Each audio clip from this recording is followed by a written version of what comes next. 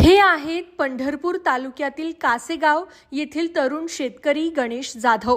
गणेश यांनी नोकरीच्या पाठीमागे धावण्यापेक्षा शेती करण्याला प्राधान्य दिलं।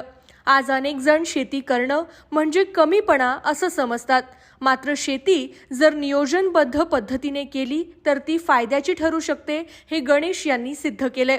गणेश वर्षाकाठी शेतीतून 20 लाखांपेक्षा जास्त उत्पन्न घेतात। त्यांनी त्यांच्या 1.5 एकरामध्ये वांग्याचं पीक घेतलं।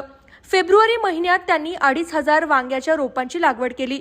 त्यातील 700 रोपं ही पंढरपूर देशी वाणाची होती, तर उर्वरित त्रिशूल या वाणाची होती। त्यांनी 2 रोपांमधील अंतर 2.5 बाय 9.5 असं ठेवलं।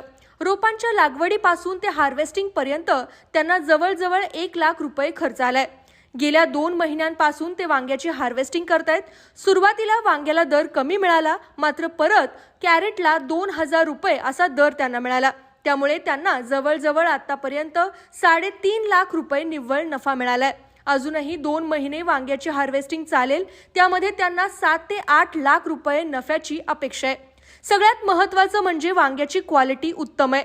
वांग्यावर कोणतीही कीड आळी आढळत नाही। यासाठी त्यांनी प्रॉफिट ॲग्रोचे प्रोडक्ट वापरले आणि त्याचा त्यांना भरपूर फायदाही झाला।